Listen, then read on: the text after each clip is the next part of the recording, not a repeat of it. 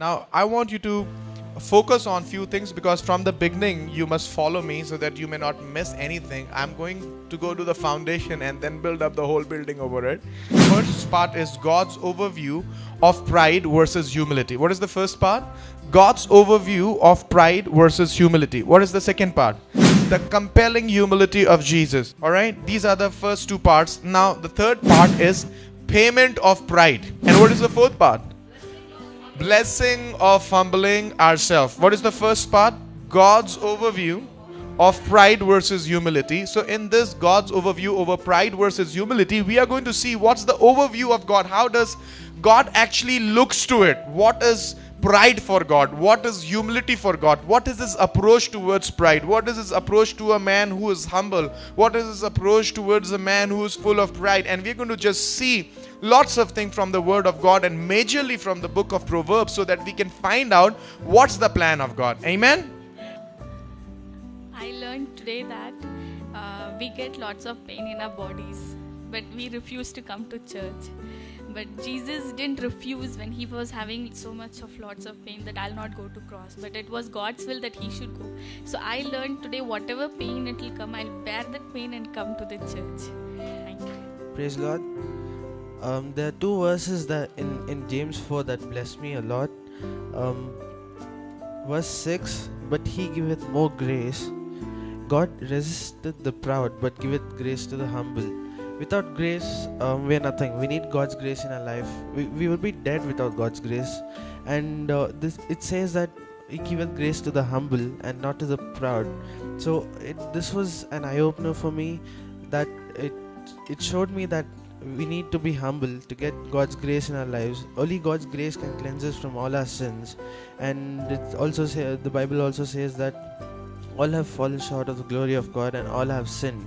And only grace can cleanse us from all that sin. And for that we need to be humble. And in the same chapter verse 10 it says, humble yourselves in the sight of the Lord and he shall lift you up. This has already happened in my life, and this is my testimony that humble yourselves in the sight of the Lord and he really does lift you up when you humble. Praise God for that. प्रभु की सामर्थ programme में हम आपका स्वागत करते हैं। मैं विश्वास करता हूं कि परमेश्वर इस श्रृंखला के द्वारा जो आप पिछले 2 हफ्तों से देखते हुए आ रहे हैं आपको बहुत आशीष और बरकत दे रहा होगा। मैं इसी श्रृंखला में आपको लेके चलना मांगूंगा। अब हम इसके तीसरे सत्र या तीसरे चरण में पहुंच गए हैं और मैं विश्वास करता हूं कि परमेश्वर आपको इस श्रृंखला के द्वारा बहुत बरकत दे रहा होगा। पहले हमने डिस्कस किया था गॉड्स ओवरव्यू, फिर उसके बाद compelling humility of Jesus Christ the living saviour, और आज मैं आपके साथ बांटना मांगूंगा पेमेंट ऑफ प्राइड। क्यों जब हम अपने आप को घमंड से भर लेते हैं या जब हम बहुत ज्यादा घमंड में आ जाते हैं और परमेश्वर हमें अपने हाथ में ले लेता है तो कई बार हमें उसका बड़ा पेमेंट देना पड़ता है और हम लोग ये सोचते हैं कि हम जैसे जी रहे हैं वैसे ही चलता रहेगा। जी नहीं, परमेश्वर का कलाम बताता है इब्रानियों की पुस्तक उसके 10वें अध्याय में और उसकी 31वीं पद में कुछ इस प्रकार से लिखा हुआ है, जीवते परमेश्वर के हाथों में पड़ना भयानक बात है। तो ये बात हम लोग को ध्यान रखना चाहिए कि हम जीवते परमेश्वर के हाथों में ना पड़ जाएं, क्योंकि बाइबल बता रही है कि जीवते परमेश्वर के हाथ में पड़ना भयानक बात होती है।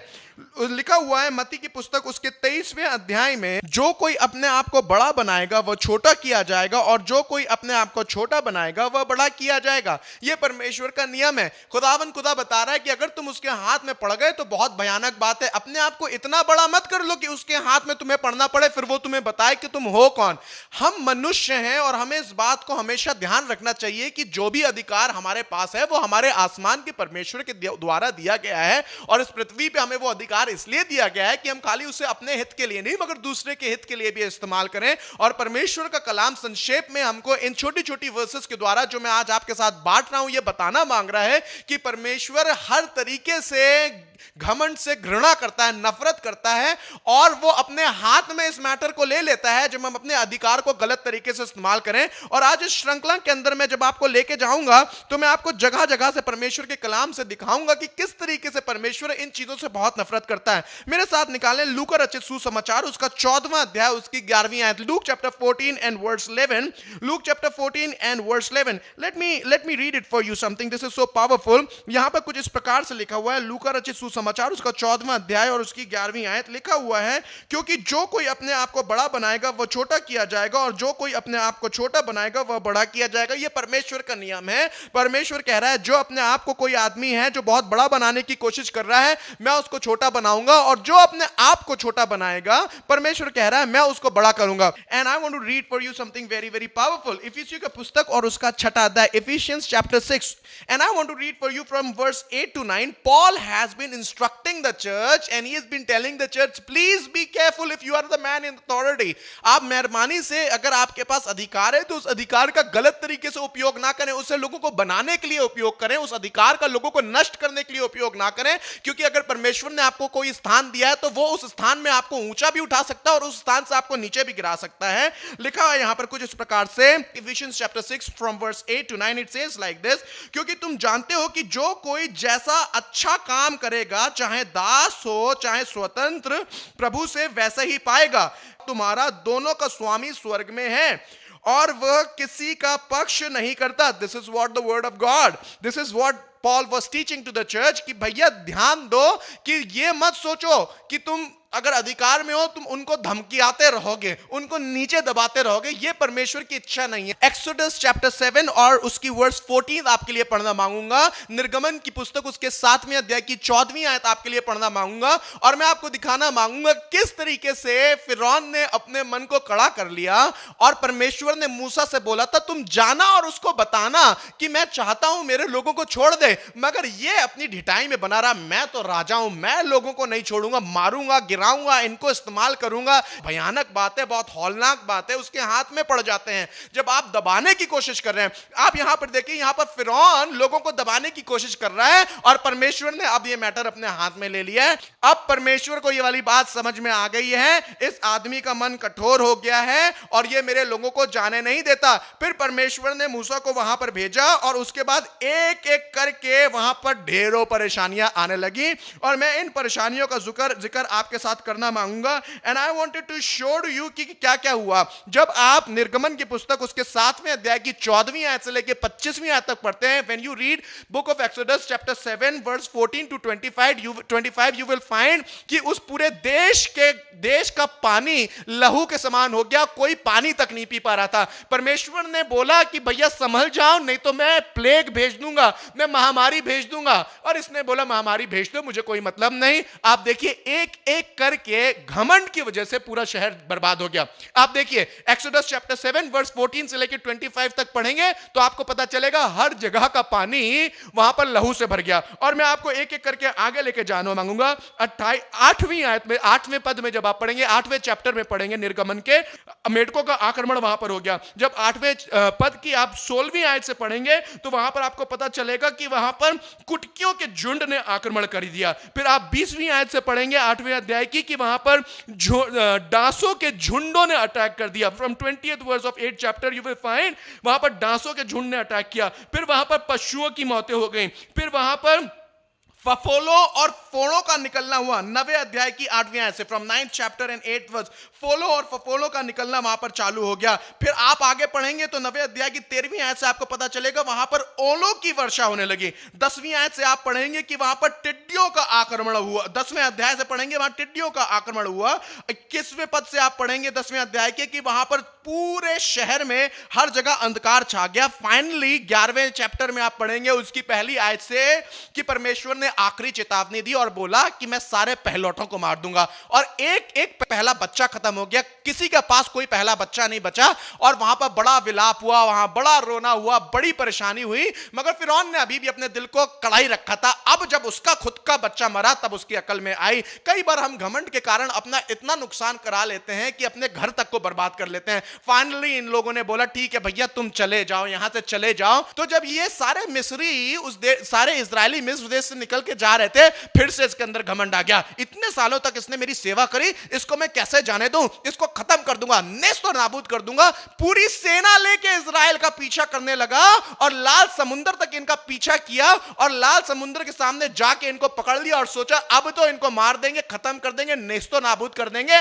मगर देखिए, मैंने आपको बताया था परमेश्वर के हाथ में पड़ना हौलनाक बात है। जहां पर लाल समुद्र के सामने पहुंचे तो वहां पर एक बहुत बड़ा कांड हुआ। वहां पर परमेश्वर ने देखिए किस तरीके से इजराइलियों को बचाया। लाल समुद्र डिवाइड कर दिया, इजराइल तो वहां से पूरा पूरा निकल गया। मगर फिर मैं आपको दिखाना मांगूंगा परमेश्वर के कलाम से किस तरीके से ये सब लोग जितने थे, जितने फिरौन के चेले चपाटे थे, किस तरीके से परमेश्वर ने उनको वहां पर नेस्तो नाबूद कर दिया। और वहां पर खताई के 28वें आयत में ये आपको मिलेगा, लिखा हुआ है, और जल के पलटने से जितने रथ और सवार इजराइलियों के पीछे समुद्र में आए थे, वे सब वरन फिरौन की सारी सेना उसमें डूब गई और उसमें से एक भी ना बचा।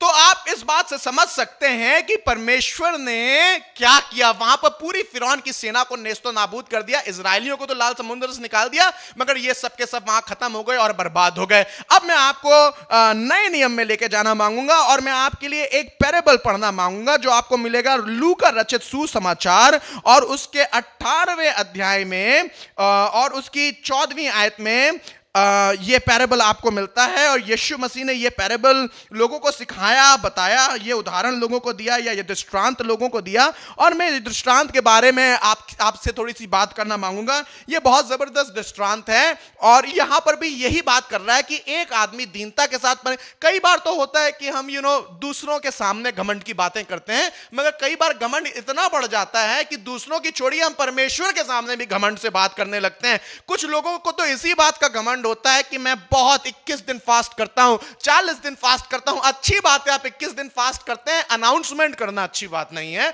40 दिन फास्ट करते हैं, बहुत अच्छी बात है। 40 दिन फास्ट करने का अनाउंसमेंट करना अच्छी बात नहीं है। अच्छी बात है कि आप फास्ट करते हैं और आपका चर्च इकट्ठा फास्ट करता है, मगर यह अनाउंसमेंट नहीं है कि आप अपने आप को बहुत ऊंचा बताएं दूसरे चर्चेस से और दूसरे चर्चेस को आप नीचे बताएं। अच्छी बात है कि आपका चर्च बहुत बड़ा इवेंट करता है, हजारों लोगों को लेके आ रहा है, बहुत से लोगों को बचा रहा है, मगर यह अच्छी बात नहीं है कि वो जो छोटा सा चर्च और खुदा की खिदमत कर रहा है उसकी कोई वैल्यू नहीं है, उसका कोई सिग्निफिकेंस नहीं है। कभी ना कभी तो आपने भी छोटा स्थान प्राप्त किया होगा और उस छोटे स्थान से आप बड़े हुए होंगे। आज वो छोटा व्यक्ति है, छोटे स्थान से बड़ा बन रहा है, छोटी जगह से खिदमत करके बड़ी खिदमत को करेगा, but it always starts small. कई बार जब हम छोटे से बहुत बड़े हो जाते हैं तो हम भूल जाते हैं कि छोटा होना क्या था। अरे आज आप इतने बड़े हो गए हैं, आज मिनिस्ट्री बड़ी हो गई है, आज बिजनेस बड़ा हो गया है, आज ताकत आ गई, अथॉरिटी आ गई, मगर यह मत भूलिए किसी दिन आप भी तो वही थे। You also started someday exactly like that.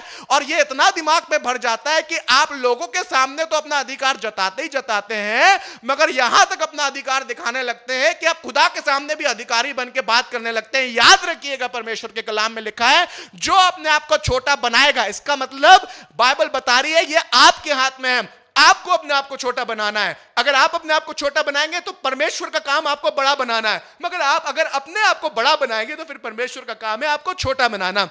अब देखिए, मैं एक व्यक्ति के बारे में आपके लिए पढ़ना मांगूंगा पुराने नियम की पुस्तक से, नए नियम की पुस्तक से, जहां पर यीशु मसीह दृष्टांत अपने चेलों को बता के एक आदमी के बारे में, दो आदमियों का जिक्र कर रहे हैं। और देखिए, दोनों एक ही काम कर तो दोनों प्रार्थना रहे, मगर एक घमंड से भर के प्रार्थना कर रहा है, एक नम्रता में प्रार्थना करता है। और अंत में देखिए इनका रिजल्ट क्या हो रहा है। लिखा हुआ है, मैं आपके लिए लूका रचित सुसमाचार उसके 18वें पद से उसकी 9वीं आयत से पढ़ूंगा। Luke chapter 18 and I am going to read for you from verse 9 and I will read to you for you up till verse 14। लिखा हुआ है, और आप सोचते हैं कि हम धर्मी हैं, तो यीशु मसीह ने हम धर्मियों से, मेरे जैसे, आपके जैसे धर्मियों से बात करी, क्योंकि हम लोग सोचते हैं हम तो धर्मी है, वो पापी है। एक बात कही, क्या बात करी? ये कहा, दो मनुष्य मंदिर में प्रार्थना करने के लिए गए, एक फरीसी था और दूसरा चुंगी लेने वाला। फरीसी खड़ा होकर अपने मन में यूं प्रार्थना करने लगा, हे परमेश्वर, मैं तेरा धन्यवाद करता हूं कि मैं दूसरे मनुष्यों के समान अंधेर करने वाला नहीं, अन्यायी और व्यभिचारी नहीं, और ना इस चुंगी लेने वाले के समान हूं। मैं सप्ताह में 2 बार उपवास रखता हूं, मैं अपनी सब कमाई का 10वां अंश भी देता हूं। परंतु चुंगी लेने वाला, परंतु चुंगी लेने वाले ने दूर खड़े होकर स्वर्ग की ओर आंख उठाना भी ना चाहा। परमेश्वर, मुझ पापी पर दया कर। देखिए रिस्पॉन्स, यीशु मसीह का रिस्पॉन्स क्या था? 14वीं आयत से 14th वर्स से, मैं तुमसे कहता हूं कि वह दूसरा नहीं परंतु यही मनुष्य धर्मी ठहराया जाकर अपने घर गया, क्योंकि जो कोई अपने आप को बड़ा बनाएगा वो छोटा किया जाएगा, और जो कोई अपने आप को छोटा बनाएगा वह बड़ा किया जाएगा। यह परमेश्वर का कलाम आपके और मेरे लिए है, और परमेश्वर का यह वचन आपसे और मेरे से बात कर रहा है। क्या आप अपने आप को छोटा बना रहे हैं या आप अपने आप को बड़ा बना रहे हैं? आपके पास फिजिकल अथॉरिटी दुनिया में है, आपके पास अथॉरिटी आपके चर्च के अंदर है।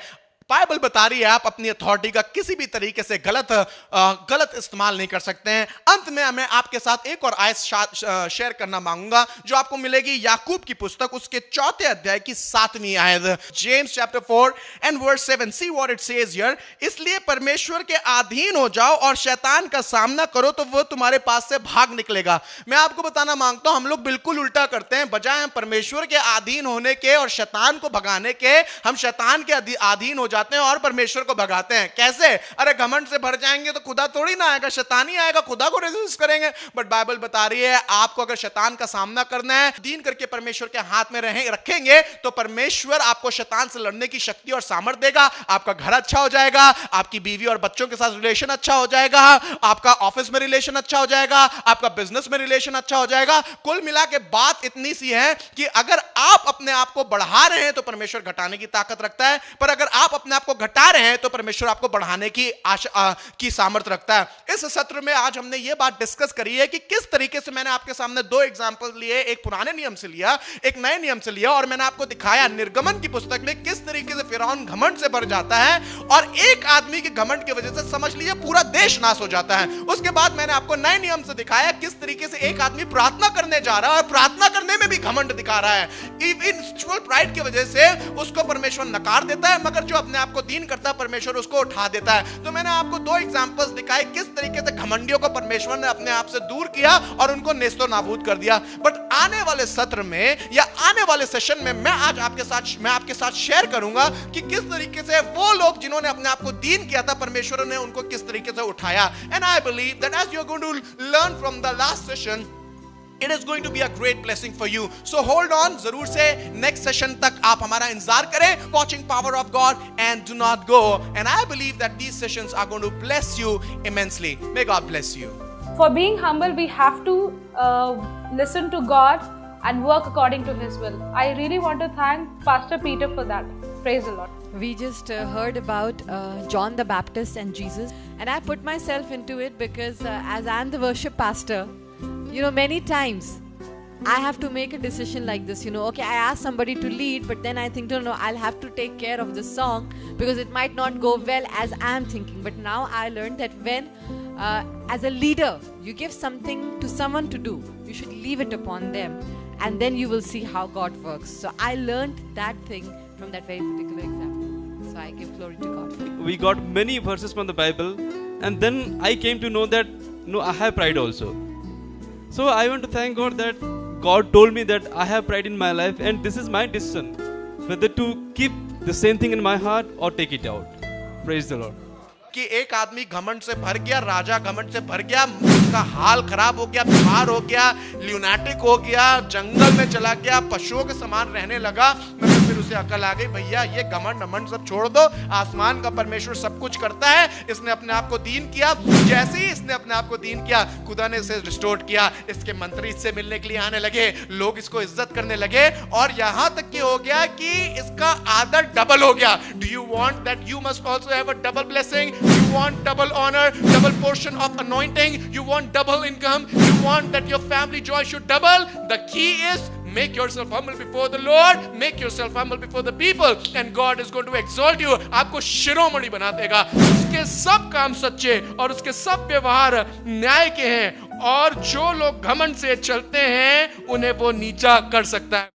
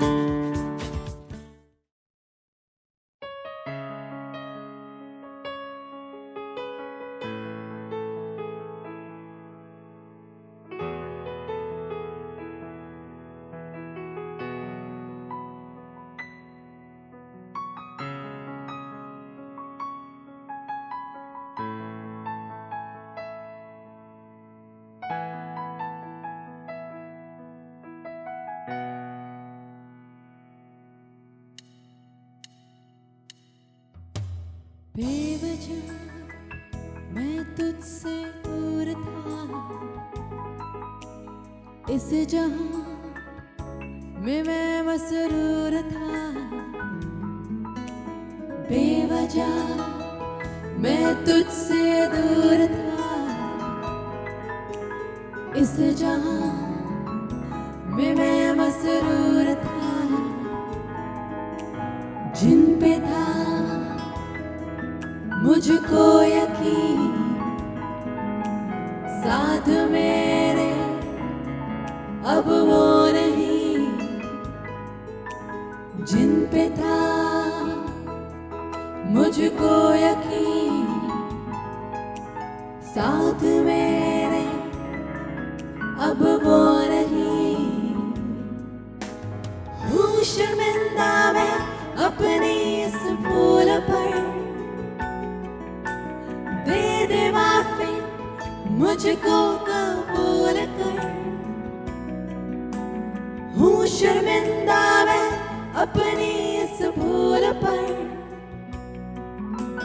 दे दे माफी मुझको कबूल कर। महफूज हूँ मैं तेरे साए में खुदा, तेरा हाथ मैं कभी ना छोड़ूंगा। महफूज हूँ मैं तेरे साए में खुदा, तेरा हाथ मैं कभी ना छोड़ूंगा। महफूज हूँ मैं तेरे साए में खुदा, तेरा हाथ मैं कभी ना छोड़ूंगा। महफूज हूँ मैं तेरे साए में खुदा, तेरा हाथ मैं कभी ना छोड़ूंगा।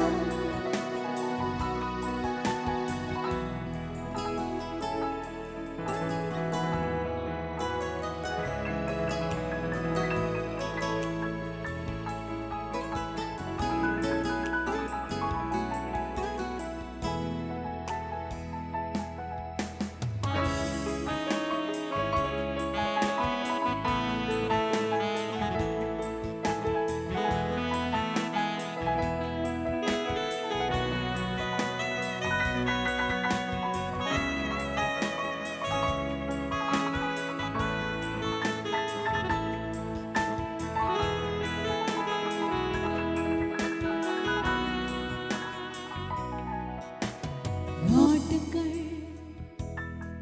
तेरे ही पास आया हूँ मैं खाली हाँ। लौट कर तेरे ही पास आया हूँ मैं खाली हाँ। छोड़ कर ना अब मैं जाऊंगा, उम्र भर तेरा कहलाऊंगा।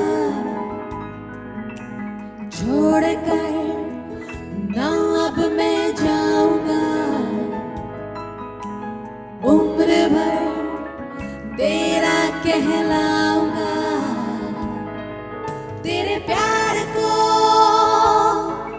मैंने चखा, उस प्यार के बदले दूं क्या। तेरे प्यार को मैंने चखा, उस प्यार के बदले दूं क्या।